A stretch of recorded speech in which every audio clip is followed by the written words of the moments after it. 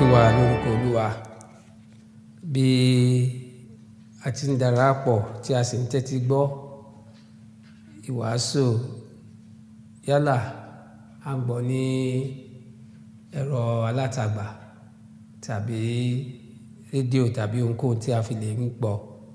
Gbàdúrà pé Ọlọ́run fúnra rẹ̀ á fi ara rẹ̀ hàn wá nínú ọ̀rọ̀ rẹ̀ ní pàtàkì bí a ti ń tẹ̀síwájú nínú ìrìn àjò ọdún tuntun yìí. Ẹ jẹ́ kí a gbàdúrà. Àpáta ayérayé, ìwọ tí ń ṣe ọ̀rọ̀ ìyè tí ó sì ń bá wa sọ ọ̀rọ̀ ìyè ti ìtùnú àti ti ìtura nígbà gbogbo. A dúpẹ́ fún gbogbo èyí tí a ti gbà lọ́wọ́ yín sẹ́yìn nínú ìrìn àjò ọdún tuntun ọdún 2021 yìí. Ẹ gbọ́ ọpẹ́ wa. A dúpẹ́ fún ìta ó tẹ́tí gbọ́ lákòókò yìí. Àgbàládùra pé kẹ́ṣí wa létí inú ká lè gbọ́ àgbọ́yé ká gbọ́ àgbọ́yege kí gbogbo ògo sì jẹ́ ti yín bí a ti ń wá sí ṣe ní orúkọ Jésù Kristi Olúwa wa. Àmín. Àǹfààní tó rọ̀ mọ́ ìwàláàyè tàbí ìfarahàn Ọlọ́run nínú ayé wa. Àǹfààní tó wà tó sì rọ̀ mọ́ ìwàláàyè tàbí ìfarahàn Ọlọ́run nínú ayé wa. Mo kà fún wa láti inú ìwé Exodus orí 33. Mo sì ka ẹsẹ̀ 12. Mósè sì wí fún Olúwa pé, wò ó, ìwọ wí fún mi pé mú àwọn èèyàn wọ̀nyí gòkè lọ síbẹ̀, ìwọ kò jẹ́ kí èmi kí ó mọ ẹni tí ìwọ ó rán pẹ̀lú mi. Ṣùgbọ́n ìwọ wí pé èmi mọ̀ ọ́ ní orúkọ, ìwọ sì rí oore ọ̀fẹ́ ní ojú mi pẹ̀lú. Nínú ìrìn àjò àwọn ọmọ Ísírẹ́lì, ọ̀pọ̀ ìgbà la rí ìwàláàyè Ọlọ́run nípa fífi ara rẹ̀ hàn wọ́n, ṣíṣáájú wọn, wíwà lẹ́yìn wọn, jíjà fún wọn àti bẹ́ẹ̀ bẹ́ẹ̀ lọ. Ṣùgbọ́n ó dé ìkóríta kan tí Ọlọ́run pinnu tọkàntọkàn pé òun fúnra òun kì yóò bá wọn lọ nínú ìrìn àjò wọn síwájú sí ilẹ̀ Kénáánì. A lè rí èyí ní Exodus orí 33. Bá bẹ̀rẹ̀ láti ẹsẹ̀ 1, ó ní èmi ó sì rán áńgẹ́lì kan sí iwájú rẹ̀, èmi ó sì lé àwọn ará Kénáánì, àwọn ará Amórì àti àwọn Hítì àti àwọn Pérísì àti àwọn ará Ífì àti àwọn ará Jébúsì jáde sí ilẹ̀ tí ń sàn fún wàrà àti fún oyin. Èmi kì yóò ṣáàgòkè lọ láàrin rẹ, nítorí Ọlọ́run líle ni ìwọ, kí èmi kí ó má bàa run ọ́ ní ọ̀nà. Kí sì ló fà á? Àwọn ọmọ Ísírẹ́lì wọ́n yan ẹgbọrọ màálù fún ara wọn láti ọwọ́ Árónì ní àkókò tí Mósè gorí òkè Sínáì lọ láti gba èyí tí a mọ̀ sí òfin 10 ní Exodus orí 22. Mósè mọ ewu ńlá èyí tó wà nínú ohun tí Ọlọ́run sọ jáde yìí, wípé òun ò ní bá wọn lọ, ṣùgbọ́n áńgẹ́lì ló fi rọ́pò ara òun. Àwọn ènìyàn náà, àwọn ọmọ Ísírẹ́lì pàápàá, wọ́n mọ wàhálà tí yóò dé bá wọn. Bíbélì ti wípé nígbà tí àwọn èèyàn wa náà sì gbọ́ ìhìn búburú yìí, wọ́n káàánú. Èèyàn kan kò sì wọ ohun ọ̀ṣọ́ rẹ̀. Exodus orí 23 yìí, ẹsẹ̀ 4 ó fìdí èyí múlẹ̀.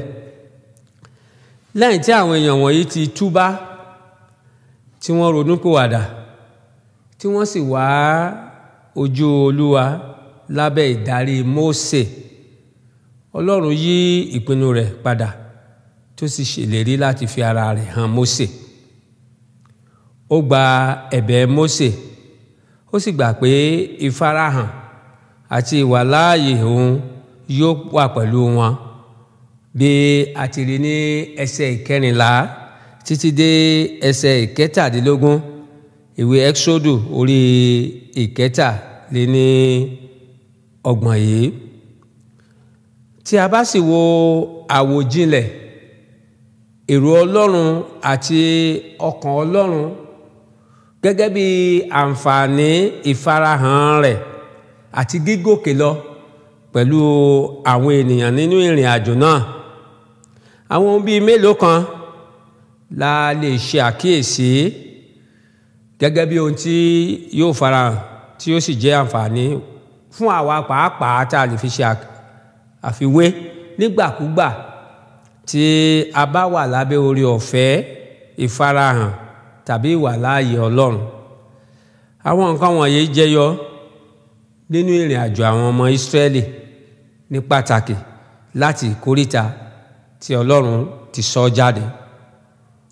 Ní àkọ́kọ́, gbà tí a bá wo ẹsẹ̀ ọ̀rọ̀ Ọlọ́run láti ẹsẹ̀ ìkẹrìnlá bí a ṣe tọ́ka rẹ̀, ó ní Ọlọ́run sì wí pé ojú mi yóò máa bá ọ lọ, èmi ó sì fún ọ ní ìsinmi. A rí ìtọ́ka sí níbi tí a gbé yẹ̀wò yìí wípé àǹfààní tí ìwàláàyè àti ìfarahàn Ọlọ́run máa mú sínú ayé ènìyàn náà ni pé ojú rẹ̀ yóò wà lára irúfẹ́ àwọn ènìyàn bẹ́ẹ̀. Ohun tó sì túmọ̀ sí náà ni onísáàmù ló tú palẹ̀ gẹ́gẹ́ bí ẹni tí kìí sùn tí kìí sì tòògbé, tó ń wò wá ní ìgbà gbogbo, tó sì ń wo ohun tí a lè máa là kọjá àti tí òun ó ṣe, tó ń fi ojú àánú tó fi ń wò wá ní òòrèkóòrè. Àdúrà mi ni wípé ojú Olúwa kò ní pamọ́ nínú ìrìn àjò ayé rẹ. Ohun kejì tí ẹsẹ̀ ọ̀rọ̀ Ọlọ́run yẹn tọ́ka wá sí, ó náà ni ìsinmi. Ó ní èmi ó sì fún ọ ní ìsinmi. Ìbàlẹ̀ ọkàn, ó náà lélẹ́yìí la lè sọ pé ó túmọ̀ sí ìbàlẹ̀ ọkàn lọ́wọ́ ó tá a lè pè ní ẹrù tó wà nínú aginjù ayé. Mọ̀ pé nínú aginjù ayé oríṣiríṣi òkè gegele, wàhálà àti ìdààmú, ṣùgbọ́n nínú rẹ̀ Ọlọ́run ṣèlérí wípé òun ó fún àwọn èèyàn ní ìsinmi. Ìyẹn ni pé ọkàn wọn ó balẹ̀, bó tilẹ̀ jẹ́ pé ẹ̀rù nínú ẹ̀rù lóde ó lè farahàn nínú ìrìn àjò ayé wọn. Bákan náà ni ìfarahàn àti ìwàláàyè Ọlọ́run a máa mú oore Ọlọ́run a máa fà á léni lọ́wọ́, èyí tó ń fa àgbàyanu ìbùkún sínú ayé ènìyàn.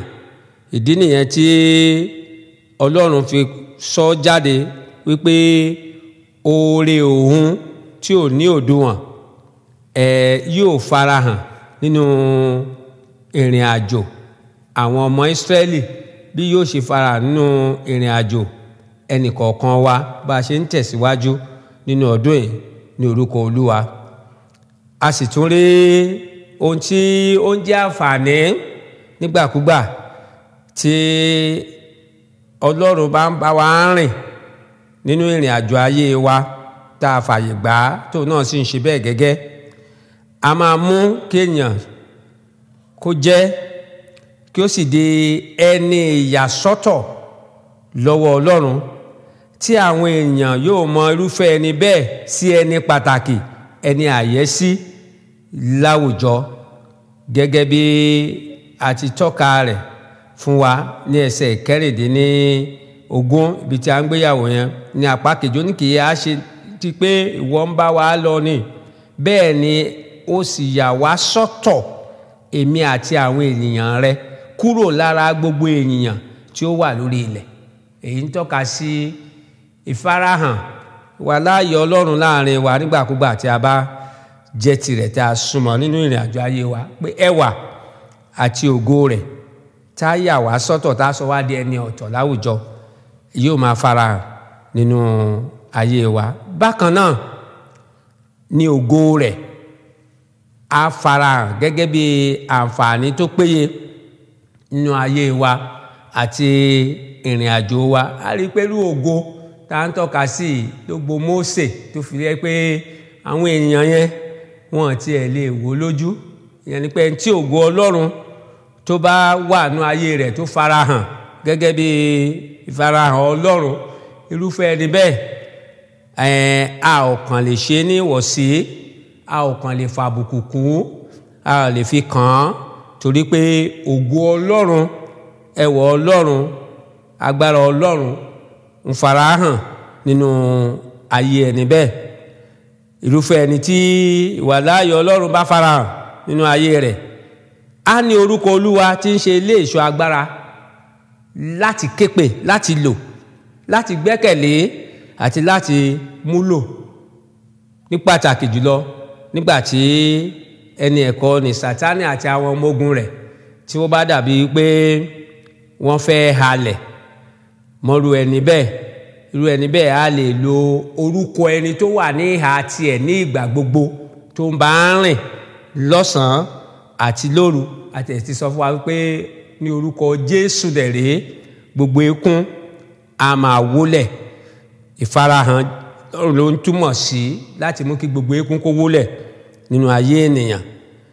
Bákan náà la lè rí àǹfààní wípé irúfẹ́ ẹni tí ìwàláàyè bá wà nínú ayé rẹ̀, ẹ̀kúnrẹ́rẹ́ èyí tí a ń pè ní oore ọ̀fẹ́ Ọlọ́run ó wà fún irú ẹni bẹ́ẹ̀, tí irú ẹni bẹ́ẹ̀ yóò rí ìtọ́ka sí àánú Ọlọ́run gbà gẹ́gẹ́ bí Ọlọ́run ṣe sọ fún àwọn ọmọ Ísírẹ́lì wípé kìí ṣe pé wọ́n á rí ojú òòrùn kan o, ṣùgbọ́n wọ́n á wà ní abẹ́ àkóso àánú òun Ọlọ́run. Àdúrà mi ni wípé bí Ọlọ́run ṣe ń darapọ̀ mọ́ ìrìn àjò rẹ nínú ọdún tá a wà yìí, ìwọ náà rí oore ọ̀fẹ́ tí ń rí àánú gbà lọ́wọ́ Ọlọ́run. Ọlọ́run sọ ti ààbò tó dájú, ààbò tó péye, gẹ́gẹ́ bí a ti rí ìtọ́kasẹ̀ rẹ̀, ìtọ́kasí ní ẹsẹ̀ 22. Ó ní yóò sì ṣe nígbà tí ògo mi bá ré kọjá, èmi ó fi ọ́ sínú pàlàpálá àpáta, èmi ó sì fi ọwọ́ mi bò ọ́ títí èmi ó fi ré kọjá. Ààbò tó dájú, ẹ̀rí ìdánilójú ààbò Ọlọ́run. Ẹnikẹ́ni tí a bá fi sí inú pàlàpálá àpáta Olódùmarè, ó ń gbé ibi ìkọ̀kọ̀, ọ̀gá ògo ló túmọ̀ sí, tó sì jẹ́ wípé ibi, àrùn àti oríṣiríṣi làásìgbò a lè forú ẹni bẹ́ẹ̀ kọjá, torí pé a ti fi pamọ́ sínú àpáta. Ká bá sì gbàgbọ́ wípé Jésù Kristi náà la pè ní àpáta ìyè nì tí ń dáàbò boni ní gbogbo ìgbà. Ààbò rẹ̀ yóò dájú nínú ayé rẹ̀ nínú ìrìn àjò ọdún yìí. Jésù Kristi pàápàá òun gan ṣe ìtọ́kasí àwọn àǹfààní èyí tí wà láàyè òun gẹ́gẹ́ bí Ọlọ́run alààyè, gẹ́gẹ́ bí Ọlọ́run ọmọ. Ó fi hàn wá nínú ìrìn àjò pé tí a bá jẹ́ ọmọ lẹ́yìn òun ní tòótọ́, pàápàá tí a bá mú iṣẹ́ ìjèrè ọkàn tá a mú lọ́kùnkúndùn, ó sọ bí òun ó ti wà pẹ̀lú irú ẹni bẹ́ẹ̀ ní Matthew orí 28 ní ẹsẹ̀ 20. Ó ní òun ó wà pẹ̀lú wa títí dé òpin. Ìwàláàyè rẹ̀ ló ń jẹ́ bẹ́ẹ̀. Bákan náà ó sọ ti oríṣiríṣi àmì ìṣẹ́gun àti ti agbára èyí tí yóò farahàn nínú irúfẹ́ ayé ẹni bẹ́ẹ̀, bí a ṣe rí ní Máàkù orí 16 ẹsẹ̀ 17. Ó ní àwọn àmì wọ̀nyí yóò máa farahàn, orúkọ wọn lé ẹ̀mí èṣù jáde àti bẹ́ẹ̀ bẹ́ẹ̀ lọ. Àwọn àmì wọ̀nyí jẹ́ àǹfààní ńlá èyí tí ìwàláàyè Jésù Kristi ń ṣe tó hàn nínú ayé àwọn tí ń ṣe tirẹ̀. Yín olùgbọ́ ọ̀rọ̀ Ọlọ́run ní àkókò yìí, mo fẹ́ fi dá wa lójú wípé láì ṣe wípé Ọlọ́run ń bá wa rin ìrìn àjò ayé wa, kò sóhunkóhun tí a lè ṣe ní àṣeyọrí. Bẹ́ẹ̀ sì rèé, Ọlọ́run fẹ́ ká ṣe àṣeyọrí ó fẹ́ mú àwa náà dé Kénáánì wa, ó fẹ́ mú wa dé ilẹ̀ ìlérí wa, ó fẹ́ mú wa dé ibi ayọ̀ wa, ó fẹ́ mú wa dé ibi ìdùnnú, ó fẹ́ mú wa dé ibi ìgbéga. Ṣùgbọ́n a ní láti gba ìwàláàyè yìí láàyè nínú ayé rẹ̀. A ní láti lè so ara wa pọ̀ mọ́, a ní láti lè gbẹ́kẹ̀lé, a sì ní láti lè bá rin ìrìn àjò ìgbàgbọ́ wa ní kíkún. Ká gba ẹ̀mí mímọ́ láàyè nínú ayé wa, ká má sì ṣe ohunkóhun tí ó mú kí ojú rẹ̀ kó pamọ́ kúrò lára wa. Ká má ṣe ohunkóhun tí ó fi sọ wípé òun ò ní bá wa rìn ìrìn àjò ayé wa mọ́, torí pé inú ewu nírú ọkàn bẹ́ẹ̀ yóò wà, pàápàá láyé tá a wà yìí. Jésù Kristi wà láàyè, sì jẹ́ kó wà láàyè nínú rẹ̀. Ní ìbáṣepọ̀ tó gúnmọ́ pẹ̀lú rẹ̀, wàá sì rí àǹfààní tó ṣe iyebíye gbà nípa ìwàláàyè rẹ̀, nípa ìfarahàn rẹ̀, nípa ìdàpọ̀ rẹ̀ nínú ìrìn àjò ayé rẹ̀. Tẹríba, jẹ́ kí a gbàdúrà. Jésù Kristi, a dúpẹ́ torí pé ẹ ò yí padà, ọ̀kan ni ní lánàá, lónìí àti títí ayérayé. Bẹ́ẹ̀ ti farahàn àwọn ará ìgbàanì nínú ìrìn àjò, yálà nínú ìkúùkù àwọ̀ sánmà tàbí nínú iná, tẹ́ ẹ sì ràn wọ́n lọ́wọ́ tójú yín bá wọn gbé. Bẹ́ẹ̀ náà la gbàgbọ́ pé ẹ ó ṣe nínú ìrìn àjò ayé wa. Àwa béèrè fún agbára tá ó fi súnmọ́ yín sí, tá ó fi mọ̀ yín sí, tá ó fi fara wa jì sí, kí àwọn àǹfààní wọ̀nyí náà kó fi lè jẹ́ tiwa. Ògo ni fún orúkọ yín o, ní orúkọ Jésù Kristi Olúwa wa. Àmín.